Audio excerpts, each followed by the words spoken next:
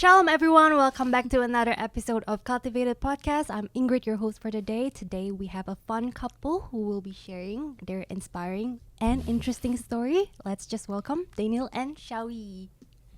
Hi everyone, hello, nice to be here. Tell us a little bit about yourself before we start. Yeah, hi, my name is Daniel and that's my wife Xiao Yi over there, and we are Malaysians. We've been in BIC since October, so probably about 10 months now, coming up to 10 months now, and we just came to Australia September last year. So we are 11 months about there into Australia, yeah. Before Australia, where were you guys from? Yeah, so we are, like I said, Malaysian, and when we finished college and A-levels in Malaysia, we went to the UK to study, so we went separately. I went to Manchester in England to study medicine, and then I went to Edinburgh in Scotland to study medicine. Yep. Yeah. Right, and you guys are married. How did your paths cross? We met working in a hospital in a Scottish city called Dundee. So we were junior doctors there, and we met, and then the rest is history, and here we are. Yeah. Okay. So, as many of our listeners know, what BIC stands for, Bethany International Church. However, the majority of our congregation is Indonesian.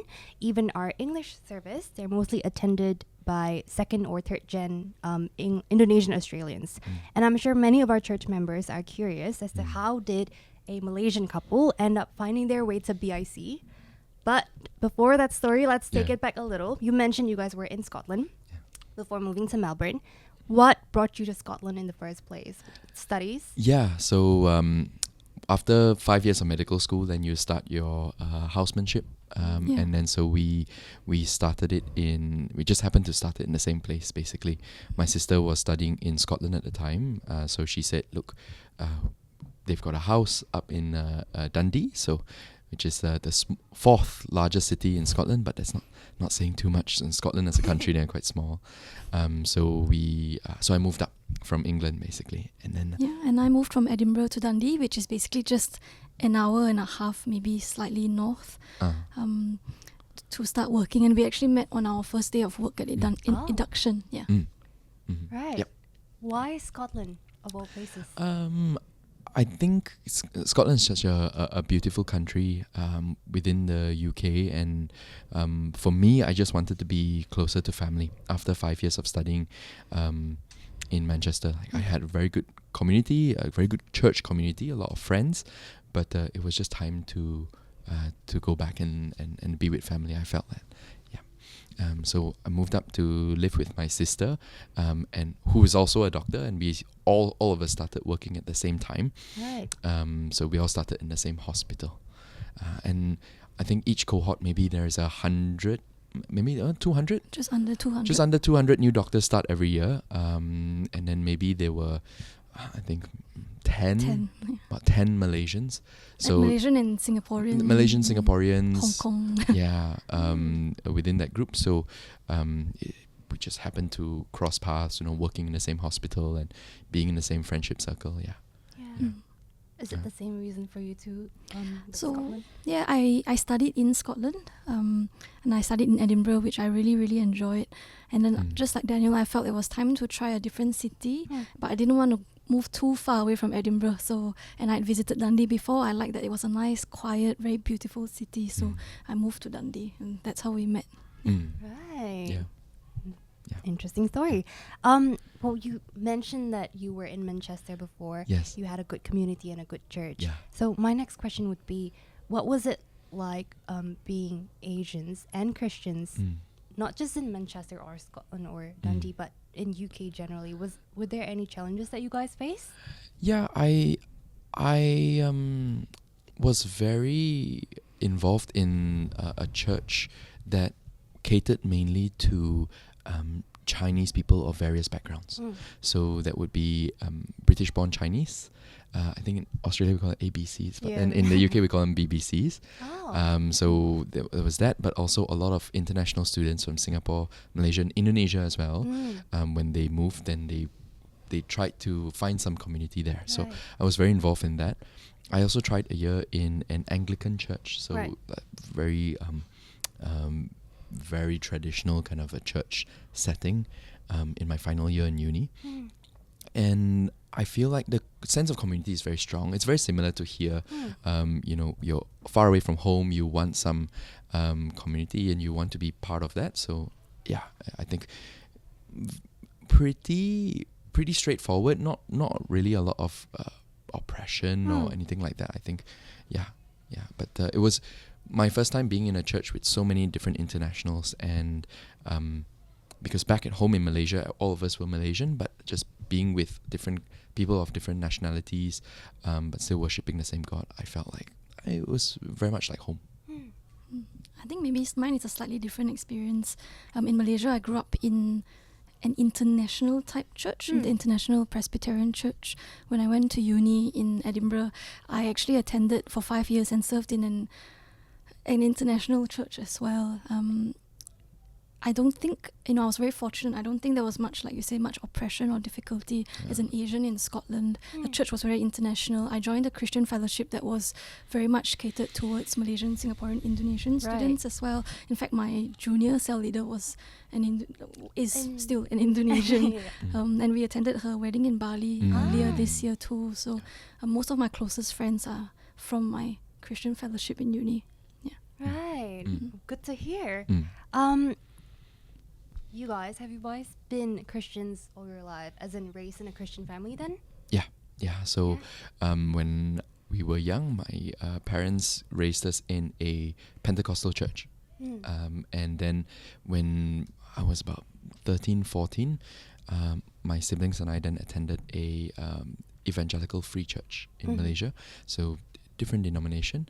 And then we served there quite fervently. We served in Sunday school, we served in all different ministries, youth ministry and things, and very involved in Christian fellowship in high school as well.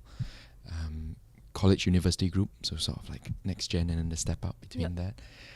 So I've been in Christian ministry for quite a long time. Yeah, I think quite similar. Grew up in a Christian family, went to the same Presbyterian church all my life until I went to uni. In fact, it's the same church that we got married in Malaysia. And then when I went to uni, I also attended for 5 years. I attended a Pentecostal type church as well in Scotland, and that was before we moved to Dundee and before we met. Right. That's right. And then after, when I was in the UK, then we went to, like I said, that Chinese church, but like the English branch of that Chinese church. I spent 1 year in the Anglican church, and then finally, when we met in Scotland and we were attending church there, we went to a Scottish Presbyterian church again. So we've explored many different flavors, many different denominations of churches throughout the years. Right. So after Scotland, what made you guys come down under? Yeah. So during COVID, we were working, and I think we were feeling quite isolated. It was really far away from family. Couldn't fly, couldn't see parents and family. So we said, maybe not quite ready to go back to Malaysia to work yet, but try to find somewhere that's a bit closer to home. And then Xiao Yi, she's got relations here, she's got cousins here. Her best friend, her bridesmaid, is here in Melbourne. So put a very good word in, and then we heard that working conditions were good here for doctors as well. 7.5 hours from KL, where we are from. So we said, okay, let's do it. I think probably about 2021, 2022. We started contacting the recruitment companies at about 2021. Yeah, so I had some interviews and stuff for our work, and I think that part of it was pretty straightforward. Australians, they welcome a lot of UK trained doctors, so it wasn't difficult for us to find employment here. Right, and you officially moved in September 2024. September 2024. Correct. So we, at time of recording right now, it is July 25. So 12 months ago, we finished our last days in Scotland. I finished working. Then we went back to Malaysia for a month just to transit, and then we arrived here 2nd of September 24. Wow. Okay. And I remember the first time that I met you guys were in your first call. Yes. I think back then we had a joint call with Damascus. And I'm from Genastart at the time. And there were so many people. And it was so funny because it was your actual first experience in call. I think I remember it was September. Yeah, it was October. It was closer towards the end of October. I think it was, I can remember the actual date. It was Halloween's day, I think. Yeah, I think it was the 31st of October. Yes. And you have a Yes, I good remember. memory. I do Yeah. remember that. 'Cause we were playing a game. That was a quick search from when you just moved in and then finding a church and then being in the community of the church. Yeah. Was that something you guys have always planned to do? Yeah. Finding yeah. a home church? Yes, yeah. I think it was a big prayer point for us. You know, it was such a big prayer point. We would together pray for a church when we came to Melbourne, because we were happy with our home church in Scotland, but we were looking for community.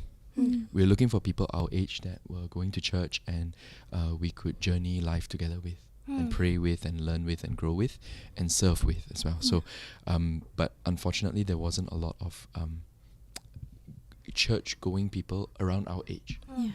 They were either older, so maybe in their 40s with children, or pretty young and in that university crowd, which we got along well with, but we just wanted that young working adult cell group or cool to plug into. So it was a massive prayer point for us. And when we arrived in September, every Sunday we would go to a different church, Right. to try and see what that church is about. So I think we've tried maybe six different churches before arriving in BIC, and we found BIC just by Googling BIC. We were getting ready to go back to return to one of the churches that we found and we felt we could settle in. And I remember turning to her and saying, "Hey, we're all dressed. We're ready for church already. We're ready to go on the tram and go." Yep. And I turned to her and I say, "Hey, actually on Google Maps there is a church nearby us where we are living in South Bank, and it's only a 10-minute walk away. Do you want to maybe try this out? And the service starts in half an hour. Oh my gosh. Do you want to go?" And we were fully dressed, and Xiao Yi said, "Yeah, let's try it." And then on Google Maps, BIC Melbourne, and then it was 4.9 stars, and I was like, Oh "Yeah, my okay, gosh. let's go and try that." Yeah. So it was the Yeah. Google reviews, and all the reviews said, "Oh, this is a very homely church and very blessed by this church." Okay. And so don't underestimate the power of all Of the Google Google reviews. Massive, yeah. And actually, we need to leave a Google review. Actually, I haven't leave a Google I think review. all of us, everybody listening to this podcast, please go on to Yeah. Google reviews and leave a Okay. good rating. Yeah. I always thought people won't read a Google review of a church. Oh, sorry. I think some nerds like me, I think will look through all of that. Yeah. Yeah. So we came and we were met by Pastor Gideon at the front door. Oh. And I think straight away he's got a very discerning eye because of all his ministries, right, in all different countries. He knew we weren't Indonesian, so he greeted us in English, and he said that the English service is that way. Oh. So he just plugged us into the English service, Yep. and then that's how we came to the church. Right. Yeah. I think, sorry, Ingrid, No, just go to- ahead. Just to kind of maybe add a bit of context to our church lives in Scotland. I think we were in Scotland, we were in Dundee together for 6 years before we moved. And we were in that phase of our work where we were junior doctors. And I don't know how much you know about the junior doctor life, but you work every other weekend or every other week you're on night shift. So for us to be able to plug into a community or serve in church was basically close to impossible because That's because very of tough. all the work rosters that we were on. Yeah. And we were also junior doctors during the pandemic, which Right. only, the work only doubled or tripled during yeah. that time. So it was really difficult for us to be plugged into a community and to a church all throughout those years. Yeah. For various Yeah, reasons. this stuff. And then I just remembered as well, we were living next to an Indonesian missionary. He's Scottish, Yep. and then him and his wife, they trained as missionaries, and then they moved to Indonesia. For Right. 40 years. For 40 years they were in Indonesia. Okay. And so he used to come across the fence, or we used to go and see him. Every time if we see him in the driveway, we'll go and say hi to him, and he'll greet us in Indonesian Yeah. because we can speak A little bit. a bit of, Malay. we can speak Yeah. Bahasa Malaysia, and so that he will get us to practice our Malay, yes, Melayu. and then he'll speak Indonesian to us Right. for a bit. So we were very blessed by him, and so it left a very very good impression. And I think in hindsight, thinking about all of these things, I really believe that it was all part of God's plan. Yeah, like we started our journey, like my employer put us up in Fitzroy, so we were looking at churches around that area, and then we applied to live in the CBD in Lonsdale, and then that was rejected. But I think if it wasn't rejected and we didn't get to our place in South Bank, then we wouldn't have plugged into this community. Yeah. Yeah, and so kind of looking back in it all fits in, and so we thank God for that. Yeah. Right. Mm. You said you tried different flavors Mm. of Christianity, Mhm. and then you also explored other churches. Mhm. Were there then a criteria for you to find your ideal home church before you settle in BIC? I don't think so. I think we were very comfortable with the different church polity and the different styles of worship or the different denominations. We wanted to find a church that was biblically sound, and we also wanted to find a community. Yeah. And I think we found that here in BIC. So even though the in terms of language barrier, I wouldn't say there is too much of a language barrier, because we are very frequent attenders to all different services here. So we Sunday service, we're here. We try to go to every Tuesday prayer as well at 7 p.m. in BIC. So please come, prayer service. And then Friday we've got cool, and then Sunday we're back here again. Yeah. But the first few times, I think we were sitting down there, the ushers would come with headphones. Yeah. But then after a few times, I think they realized that actually we can follow the sermon and we can listen So without. you don't use the headphones anymore? I don't use the headphones you don't anymore. use Yeah, it anymore. yeah, Oh, as I hold on right. to it. Yeah. I think I gotten used to the accent, but Korean speed is just so fast. Oh, really? So like learning to listen, but I'm getting better at it. Yeah. it's good. Right. Okay. Mm. And then you've had experiences with churches that has different cultures and not just one dominant culture. BIC, although it stands for Bethany International Church, it's as we mentioned earlier, they're mainly Indonesian communities, and although there isn't much language barrier, was it actually hard to fit in? Xiao Yi, you wanna I wouldn't answer? think so. I Yeah. think even though we are, I guess, technically from different countries, culturally, I think we're pretty similar. And I guess like what Daniel said, like if you're all serving the same God and you all love the same God, there really isn't that much difference anymore in the most important part of your life, and therefore actually shouldn't be a barrier in you superficially hanging out Yeah, as well. That's true. That's true. But I agree, and also like community plays a big part. So you need to feel comfortable in your community. I feel pretty comfortable. I feel very comfortable in this church. I feel like the Southeast Asian values are still very similar, family oriented, and strong community bonds. People catching up with each other, not shy to just message each other and to knock on each other's doors and say, hey, I'm 5 minutes away. Yeah, I'm going to come up to your flat. Yeah. So I really welcome that. That was very easy to fit in. That's really good to hear. And people in BIC are very friendly as well. I have to say that people are very welcoming. Like that Sunday that we came to church, and then Sinta was worship leading. Jerry came was to speak to us. Winston was service leading. SE. Yeah. And everybody came. To talk Everybody to came. us, So yeah. at the end of the service, it wasn't just like, okay, newcomers, put up your hands, and then that's it done. But after that, they took the next step to actually come and say, come, visitors table, let's sit down, let's chat. So I do remember being at a table for like half an hour. I think we were talking a lot, and then they invited us, like the next few days they were going hiking, they asked us to come. We couldn't make it that time, but and then they said come for cool, and then there was like follow up and catch up and stuff. So that's why we came to the joint cool. The first joint cool. Yeah, the first joint cool. Right. I agree with the Southeast Asian culture and the similarity that we share. But how can we be more, do you guys think, how can we be more inclusive with people with a totally different culture background? Because we would like to be more inclusive. I mean, I guess just speaking from experience growing up in an international church and being in an international church and university, a lot of it is the community and how friendly you are. And I think BIC has got that head on already.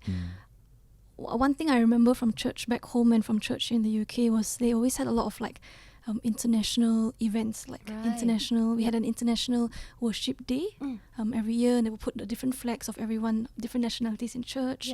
We will sing songs we used to sing songs we had like Jamaican songs. Wow. We had a very big variety of congregation, and they would have like a little Malaysian flag because a few of us were there as well, and we could do songs in Mandarin, in Malay, in English, in Jamaican, and we had a Korean, and it was just a very nice variety of introducing the different cultures, flavors of people who have got together. But it was just small things like that, or like an international food night and stuff. But I think the main thing of it is really very much the community and how welcoming you are, because that's the first impression that anyone would have coming to a new church. And I think BIC doesn't have any problem with that. Yeah. I think it's so important to plug people into a cool. So every time when we are introducing Cool and doing the Cool testimony, I think that's a very important part of the service. I think that's the bedrock of integrating people into the church.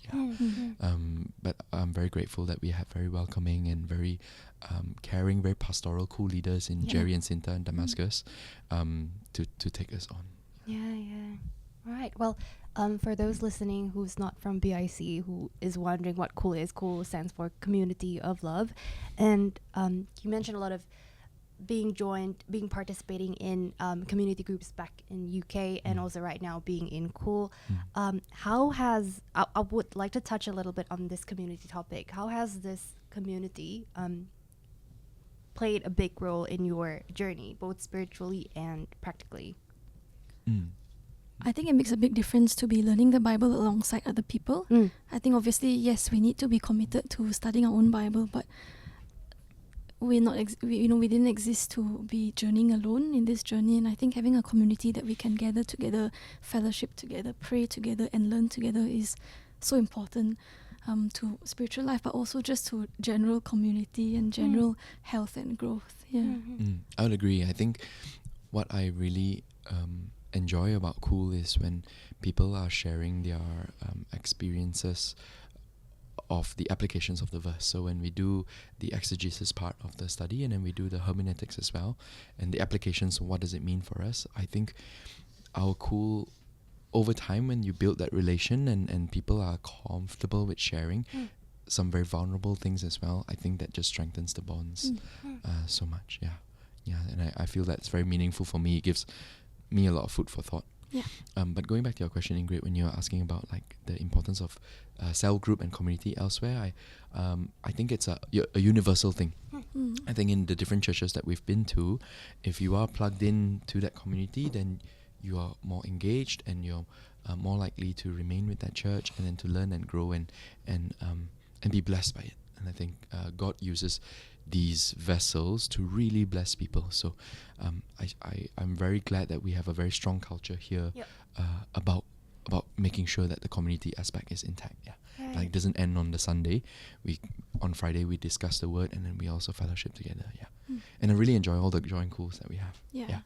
Like meeting new people. I feel like for newcomers like us, initially we knew maybe 10 people, but through like join Cool or through like winter camp and stuff, then we get to meet more and more people.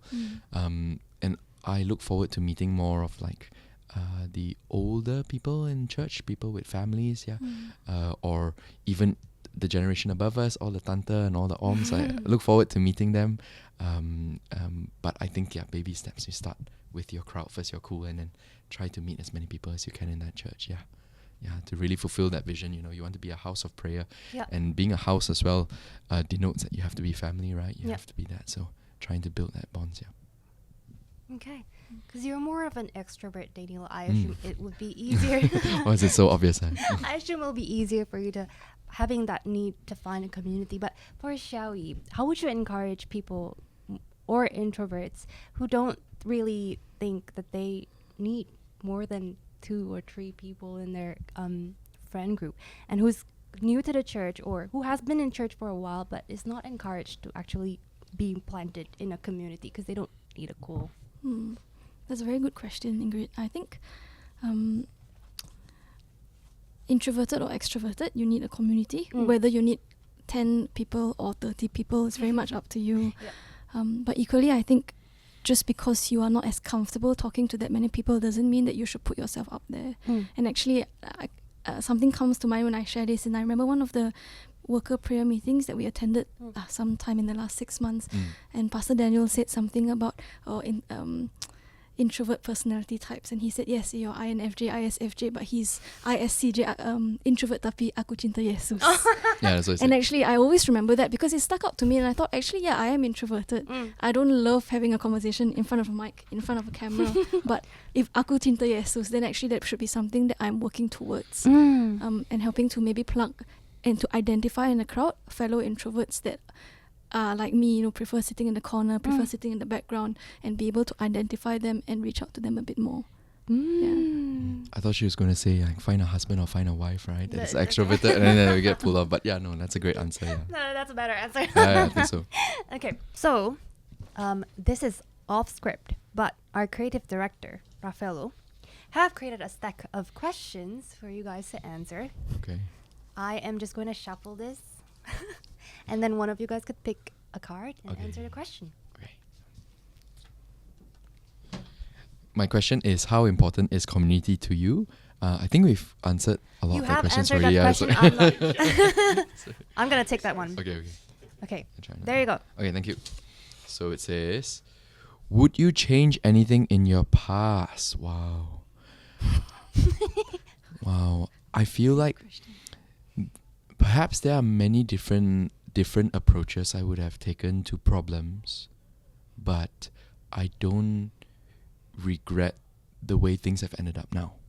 I think that God's plan is sovereign and mighty, and with any of the challenges that we've had in the past, I think God uses it for our edification. We just need to approach that situation with the right spirit, a spirit of humility, and also to a spirit of love. I think then to move forward. But in terms of anything that I would change, easier for me to say now because everything is all in the past. But no, I wouldn't have changed things. I think I'm pretty contented with how things have turned out. Thank God. That's good. All right, Xiao Yi, your turn. My question is, describe life in one word. Ooh. I think from the top of my head, I can think of provision. Provision. And I think a lot about God's provision all through our lives. Whether or not we have regrets, whether or not we want to make any changes, God's provision doesn't change. And His provision will never change. So that's just at the top of my head at the moment. Provision, wow. That's really good. Wow, deep.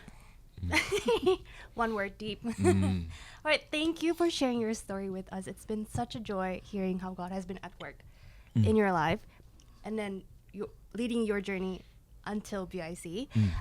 Before we wrap up, we always ask our guests their favorite Bible verse, worship songs, or books that has encouraged you, especially around the theme of community or being planted in a church. What do you guys have? For me, I have always felt that community is so important, and I just add on to what I've said before that when I was younger, I was a bit more shy. When I was maybe in primary school, so growing up in that church, I still felt a bit out of place, and I don't blame anybody in that church for it. I think most young people growing up might feel a bit awkward or feel out of place. But what really changed things for me is when I was 13 and I went to a Christian fellowship, and then you start coming into your own, right? You develop your personality and your friend group, and I can see how that pivot has drawn me into the direction of being a Christian. I can imagine that if at that point you didn't have community, then I probably would have been more relaxed about my faith now. So for me, my verse, and I'll just bring this up here on my Bible so I can read it. It's from Hebrews 10, and I'll read from Hebrews 10:24 onwards. And let us consider how we may spur one another on towards love and good deeds, not giving up meeting together as some are in the habits of doing, but encouraging one another, and all the more as you see the day approaching. So I can really think back to a time in my very early days where I didn't have a community, and having a community in high school and in college and in uni, and then going maybe a bit quiet when we were in Scotland, and at times it was just a small group but not a big community, and then now having found community again, I can really testify to God's faithfulness with that verse. Right, really, I would once again strongly plug for Cool again. Everybody should really join our Cool. It will shape the way that you think. It will shape the way that you behave, and it will continue to draw you towards God and to God's love. Yeah. Only good things about Cool. Only good things about Cool. Yeah. And I think that any in any group you will have maybe a bit of conflict, or you might have ruffle a few feathers here and there, but I feel like if you're in a safe space, just like in family, we can work things out. but you need to be in that community so that we can experience that and to grow from it, right? Yeah, I agree. Hey, what about you, Xiao Yi? I think my verse would be Psalm 73:26, and that's actually our wedding verse as well. Okay. And it says, "My flesh and my heart may fail, but God is the strength of my heart and my portion forever." And I think it applies to so many different areas in life. For us, we chose it as our wedding verse because, yes, our flesh and heart may fail, but God is the portion of our marriage forever. But I think also in our, being plugged into a church and a community was our topmost prayer before we left Scotland to Melbourne. Right. And I feel like God being our portion applies to that as well, and how He has provided, and how He provides His providence, and how He gives His presence and comfort is also through community. And that's how I think about it as well. I do remember, when it's sometimes, for example, it's difficult to get to church, just two of us sitting down in front of the TV watching a sermon online, and then feeling like something is missing. There is that community aspect, and growing up and serving in communities. Both of us were leaders of our student fellowships in university as well, and we've led cell groups. I can really tell you there is a difference between being plugged into a God-fearing community and then also and versus not being in that community and just maybe listening to a sermon here and there. There's such a big difference, and I really am so grateful to God that we have had our prayer answered in a very mighty way. And when we came and we spoke to Jerry and Cinta, our co-leaders, who are similar in our age, they told us then that they were praying for somebody, they were praying for a couple, maybe a bit older, maybe a bit more mature, to come into the Cool and to contribute to Cool life. Wow. And we were praying to be plugged into a Cool that we could serve. Isn't that crazy? It's so beautiful. Later on when we catch up, then we talk about that. So prayer is so important. So I encourage everybody who's already in a Cool at when you go around and your Cool leader says, okay, let's break into groups and let's pray. I would encourage you, if you don't have anything specific to pray, this is one of the prayer topics that we should be praying for. You should be praying for our Cools to strengthen, for people outside that are actively looking for a church to be empowered to come and look for us. Yeah. So because there are people outside of the church that are praying to get in us in this church in BIC, we need to be praying for people outside to come in as well. Beautiful stories. Thank you again for joining us. I know for certain that this will not be the last time that you guys will be in this podcast, because you guys have plenty of inspiring stories that I would like to explore into. So Raphael will put me in schedule with these people. Okay, thank you to all our listeners as well. Share this episode with someone who will be blessed by this episode. Don't forget to follow cultivated.podcast on Instagram so you know when the next episode is up. Stay tuned for the next one. Goodbye. Terima kasih sudah mendengarkan podcast kami. Share podcast ini kalau menurut kalian memberkati. Cultivated Podcast tersedia di Spotify dan YouTube, dan kalian bisa cek juga Instagram kita di cultivated.podcast. Terima kasih.